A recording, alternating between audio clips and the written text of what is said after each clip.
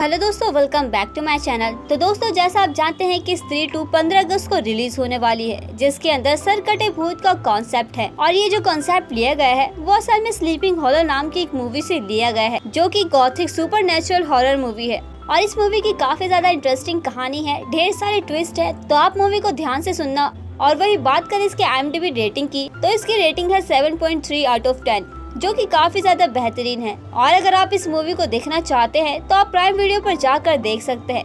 तो चलिए अब बिना किसी देरी के चलते हैं सीधा वीडियो की तरफ। तो कहानी की शुरुआत में हम एक आदमी पीटर वॉन गैरेट को देख पाते हैं, जो कि एक डॉक्यूमेंट को अपने साथ लेकर एक भयानक रात में कहीं जा रहे होते हैं। उस रात मौसम काफी ज्यादा खराब और डरावना था। तभी वो देखते हैं कि उस बग्गी के ड्राइवर का सर उसकी बॉडी पर नहीं था, और ये देखकर वो वहीं से कूद जाते हैं और खेतों की तरफ भागने लगते हैं। तभी वहाँ पर कोई आता है, जो कि अचानक से ही उनका सर बॉडी से अलग कर देता है। अब ये सीन चेंज होता है और हम देखते हैं न्यूयॉर्क शहर को, जहाँ पर हम मिलते हैं अपने मेन प्रोटैगनिस्ट यानी कि मेन लीड से, जिसका नाम होता है ईकाबॉर्ड क्रेन, जो कि एक इन्वेस्टिगेटिंग ऑफिसर है। और वो अपने शहर के कानून से काफी ज्यादा परेशान है। ईकाबॉर्ड के अनुसार किसी भी आदमी को सजा देने से पहले पूरी बात का पता लगाना साइंटिफिक तौर से जरूरी होता है, मगर यहाँ पर न्यूयॉर्क के अंदर कोई भी लॉ नहीं है। बिना किसी आधार पे यहाँ के जज लोगों को सजा सुनाया करते हैं। इस वजह से ईकाबॉर्ड के अपने साथ के लोगों के साथ बहस भी हुआ करती थी। अब क्रेन के बार बार अपनी बात कहने की वजह से एक दिन वहाँ के जज ने परेशान होकर उससे ये कहा कि अगर तुमने स्लीपिंग हॉलो की मिस्ट्री को सॉल्व कर दिया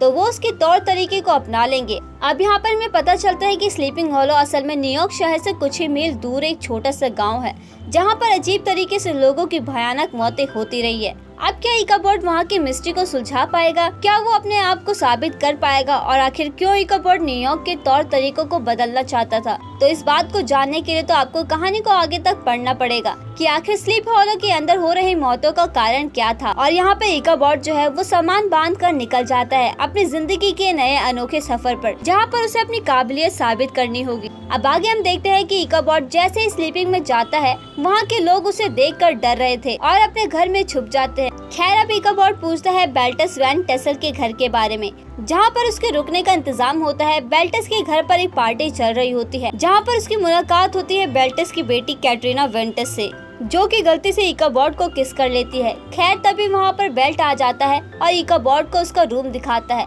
कुछ ही समय के बाद ईकाबॉर्ड वापस से बेल्टस के पास केस के डिस्कशन के लिए जाता है, जहाँ पर बेल्टस के साथ उसके 4 दोस्त भी थे, जो कि उस गांव की जानी मानी हस्ती थे। यहाँ पर सभी लोग एक दूसरे को अपना इंट्रोडक्शन देते हैं, जिसके बाद यहाँ पर ईकाबॉर्ड उन लोगों से पूछता है कि यहाँ पर पिछले हफ्ते 3 लोगों की मौतें हुई है, क्या कोई जानता है कि इसके पीछे कौन है? जिस पर बेल्टस का एक दोस्त, जिसका नाम जेम्स होता है, वो यहाँ का नोटरी था। वो बोलता है कि यहाँ पर सभी कत्ल बिना सर वाले घुड़सवार ने किए हैं, जो कि सभी मरे हुए लोगों के सर को ले जाता है।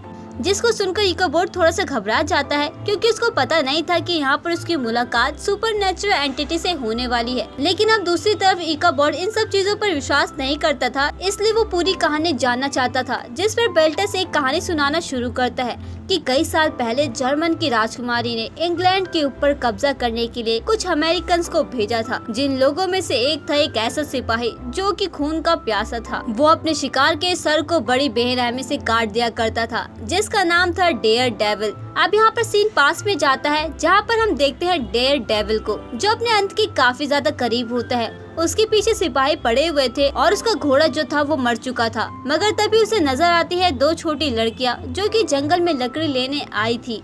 तभी अचानक से सिपाही आकर उसका सर उसकी बॉडी से अलग कर देता है। बेल्टस आगे बताता है कि वो जगह स्लीपिंग से काफी ज्यादा दूर नहीं है। और ये सुनने के बाद ईकाबॉर्ड उन लोगों से कहता है कि किसी का खून करने के लिए किसी को अपनी कब्र से बाहर आना नहीं पड़ता है, और वो इस चीज को साबित कर देगा कि ये सभी कत्ल जो है वो इंसान ने किए हैं, न कि किसी सुपरनैचुरल एंटिटी ने। आगे हम देखते हैं कि उसी रात गाँव के अंदर एक पहरेदार जोनाथन मैकबेथ को, जिसे कोई बड़ी बेरहमी से मार डालता है और उसका सर ले जाता है। अब अगली सुबह जब ईकाबॉर्ड को वहाँ पर मौत का पता चलता है, तो वो मौत की जगह पर जाकर कुछ छानबीन करने लगता है, मगर कोई भी सुराख उसके हाथों में नहीं लगता। अब सीन गांव के ग्रेवयार्ड में शिफ्ट होता है, जहाँ पर कि सभी लोग जोनाथन की लाश को दफनाने गए हुए थे। वहीं पर ईकाबॉर्ड से मिलने आता है जोनाथन का बेटा, जिसका अभी इस दुनिया में कोई भी नहीं था। इसलिए वो इकाबॉट के साथ काम करने की कोशिश करने लगता है। तभी वहाँ पर गांव का मजिस्ट्रेट सैमुअल आता है, जो कि इकाबॉट से चौंकाने वाली बात बताता है। जिसके बाद इकाबॉट सभी कब्रों को खुदवा देता है और सारी लाशों को बाहर निकलवा देता है, जिसमें होते हैं पीटर वेन टेसल, उसका बेटा डर्क वेन टेसल, विडो विनशिप और जोनाथन मैकबेथ। तभी इकाबॉट को विडो विनशिप के पेट पर कुछ निशान दिखाई देते हैं, जिसको देखकर वो तुरंत ही विनशिप की बॉडी को हॉस्पिटल लेकर जाता है और अपने इंस्ट्रूमेंट से इस बॉडी का पोस्टमार्टम करता है, जहाँ पर हमको पता चलता है कि विनशिप असल में प्रेग्नेंट थी और ये बात वो कातिल जानता था। इसलिए पहले उसने तलवार से उसके पेट में पल रहे बच्चे को खत्म किया और उसके बाद उसका सर काटा।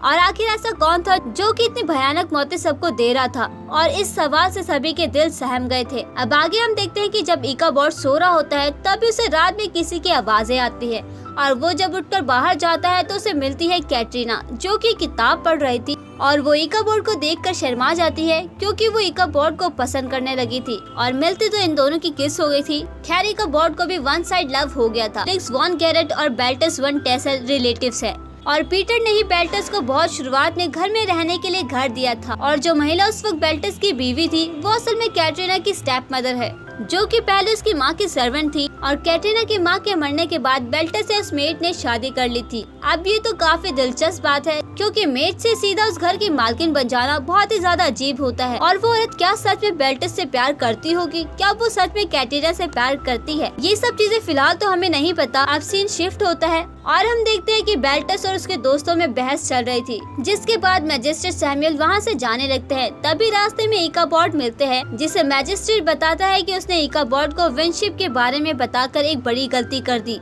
और इतना कहते ही मौसम बदलने लगता है और वही भयानक बिना सर वाला घुड़सवार तेज रफ्तार में उन दोनों की तरफ आ रहा था, जिसको देखकर मैजिस्ट्रेट भागने लगता है, मगर तभी वो घुड़सवार उसका सिर उसकी बॉडी से अलग कर देता है और उसका सर जो होता है वो इकाबॉट के पास आ गिरता है। तभी वो घुड़सवार इकाबॉट की तरफ आ रहा था और अपनी तलवार से मैजिस्ट्रेट का सर लेकर चला जाता है। अब ये देखकर इकाबॉट बहुत ही ज्यादा डर गया था और वो वहीं बेहोश हो जाता है। और सोचने वाली बात ये होती है कि उस घुड़सवार ने इकाबॉट को कुछ भी नहीं किया था। खैर अब हम इकाबॉट से जुड़ी कुछ बातों को जान पाते हैं कि उसकी माँ कुछ प्रैक्टिस किया करती थी, मगर वो इकाबॉट से बहुत ही ज्यादा प्यार करती थी। मगर इकाबॉट के पिता को ये लगता था कि वो काला जादू करती है, जिसके चलते उसके पिता ने अपनी ही बीवी को यानी कि इकाबॉट की माँ को खत्म कर दिया था। और इसी के चलते इकाबॉट खाली साइंस पर विश्वास रखता था। मगर अब जब खुद उसने घुड़सवार को देख लिया था तो उसका जो विश्वास होता है वो डगमगाने लगता है। अब तभी इकाबॉट उसी जंगल में छोटे मैकबेथ के साथ जाता है, जहाँ पर उस घुड़सवार की मौत हुई थी। वहाँ उन्हें जंगल के अंदर एक घर मिलता है, जिसके अंदर जाने पर अचानक उनके सामने आ जाती है एक भूतिया औरत, जो कि काला जादू करती थी और वो इकाबॉट को घुड़सवार के बारे में एक कविता के माध्यम से बताती है। मगर कविता बताने के तुरंत बाद ही वो मर जाती है और जैसे ही इकाबॉट उसका असली चेहरा देखता है तो उसके होश उड़ जाते हैं और वो वहाँ से भाग जाता है। इकाबॉट अब मैकबेथ के साथ जा ही रहा होता है कि तभी उन्हें कैटरीना मिल जाती है, जो कि उनकी हेल्प के लिए आई हुई थी। जिसके बाद उस कविता के माध्यम से वो पहुंचते हैं उस घुड़सवार की कब्र के पास, जो कि होता है एक भयानक सा पेड़, जिसके अंदर से खून टपक रहा था। इकाबॉट जैसे ही वहाँ पर एक लकड़ी से मारता है तो उस पेड़ के अंदर से उन सभी लोगों के सर निकलते हैं जो कि गांव में खत्म हुए थे, यानी कि जिनको मारा गया था। उसके बाद वो जाते हैं उस जगह पर जहाँ पर सर कटे घुड़सवार की कब्र होती है, जिसको खोदने पर हम ये देख पाते हैं कि वहाँ पर उसका सर नहीं होता है, जिसका मतलब साफ था कि किसी ने उस घुड़सवार के सर को चुरा लिया था और वो अपने सर को ढूंढने के लिए बाकी लोगों के सर को लेकर जाता था। तभी अचानक से उसी पेड़ के अंदर से वो घुड़सवार निकलता है और गाँव की तरफ चला जाता है। ये देखकर इकाबॉट भी उसके पीछे पीछे जाता है, जहाँ पर कि घुड़सवार एक घर में घुसकर उसके पूरे परिवार को मार देता है और वो ये करके गांव से जा ही रहा होता है कि तभी इतने में ही ब्रूम जो है वो कैटरीना का दोस्त होता है। वो उस घुड़सवार पर हमला कर देता है, मगर वो घुड़सवार इतना शक्तिशाली था कि उसके ऊपर गोली का भी कोई असर नहीं होता है, क्योंकि वो तो पहले ही मर चुका था। यानी कि ऑब्वियस सी बात है कि वो एक सुपर नेचुरल एंटिटी है। और तभी इकाबॉट वहाँ पर आता है और ब्रूम को बचाने के चक्कर में वो घायल हो जाता है और वो घुड़सवार के 2 टुकड़े करके वहाँ से भाग जाता है। अब आगे हम देखते हैं कि जब इकाबॉट को होश आता है तो वो बेल्टस के घर में होता है, जहाँ पर कैटरीना उसके लिए जादुई दवाई लेकर आती है, जो कि उसने खुद बनाई थी। जिसके बाद इकाबॉट जल्द ही ठीक हो जाता है। अब एक दिन इकाबॉट सभी डॉक्यूमेंट को देख रहा होता है, तभी उसे पीटर वैन गैरेट की फैमिली में उसके बेटे डर्क के अलावा भी एक और शख्स का नाम मिलता है। अब सच का पता लगाने के लिए इकाबॉड और मैकबेथ जेम्स के पास जाते हैं, जो कि इस गांव की सभी लीगल डॉक्यूमेंट्स की देखरेख करता था। अब वहां पर जाकर मैकबेथ को अपने पिता का एक बैग दिखाई देता है, जिसके अंदर पीटर का बिल मिलता है, जिसमें पीटर की सारी जायदाद उसके और विडो विंशेप के बच्चे के नाम पर थी। अब यहाँ पर सब कुछ क्लियर हो जाता है कि पीटर और विंशेप एक रिश्ते में थे और उन्होंने शादी कर ली थी, जिसका गवाह उनका नौकर जोनाथन था। सारे लीगल डॉक्यूमेंट मजिस्ट्रेट और जेम्स ने संभाले थे, जिसके कारण ही वो सभी लोग मारे गए थे। वो इस प्लान के अंदर इन्वॉल्व थे और जो कोई भी किलर है वो पीटर के सभी रिश्तेदारों को मार रहा था, जो कि उसके जायदाद के वारिस बन सकते थे, जिसमें से अब सिर्फ बेल्टस बचा हुआ था। इसलिए इकाबॉड का सारा शक उसी की तरफ होता है।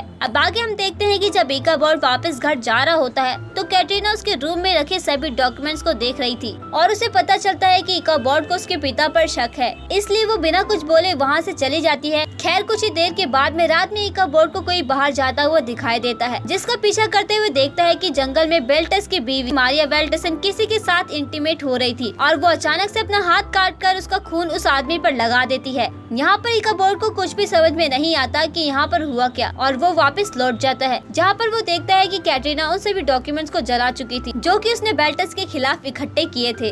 अब आगे हम देखते हैं कि सभी लोग चर्च की तरफ जा रहे होते हैं, तभी वो घुड़सवार वहाँ पर आ जाता है, जो कि मारिया को मार डालता है और सभी लोग चर्च के अंदर चले जाते हैं। मगर वो घुड़सवार चर्च के अंदर किसी कारण से नहीं जा पा रहा था। इतनी ही देर में बेल्टस के बचे हुए दोस्त में आपस में लड़ाई हो जाती है और वो एक दूसरे को मार देते हैं और अंत में बेल्टस को घुड़सवार खिड़की से पकड़कर मार डालता है और उसका सर भी लेकर चला जाता है। और यहाँ पर एक बहुत बड़ा खुलासा होता है। इकाबॉड देखता है कि चर्च के अंदर एक ईवल आई का साइन बना हुआ था, जो कि उसने अपने बेड के नीचे भी देखा था और कैटरीना के हाथ में वो चौक थी, जिसकी मदद से वो बनाया गया होगा। खैर इकाबॉड को यहाँ पर ये लगता है कि क्योंकि बेल्टस और उसकी बीवी के खत्म होने के बाद सारी जायदाद उसकी बेटी कैटरीना की हो जाएगी, इसलिए कैटरीना ही है जिसने काला जादू करके उस घुड़सवार को अपने काबू में किया होगा और सभी लोगों को मरवाया होगा। जिसके बाद में इकाबॉड का दिल टूट जाता है, क्योंकि वो उसे बहुत ही ज्यादा पसंद करने लगा था। जिसके बाद इकाबॉड बिना कुछ बताए उस गांव को छोड़ देता है। दूसरी तरफ हम देखते हैं कि कैटरीना जो है वो अपने घर में बैठी हुई थी कि तभी वहाँ पर उसकी स्टेप मदर मैरिया वेल्टसन आ जाती है, जिसको देखकर वो शॉक हो जाती है, क्योंकि वो तो मर गई थी। हम सब ने भी यही देखा था। और दोस्तों अब यहाँ पर खुलते हैं इस मूवी के असली राज।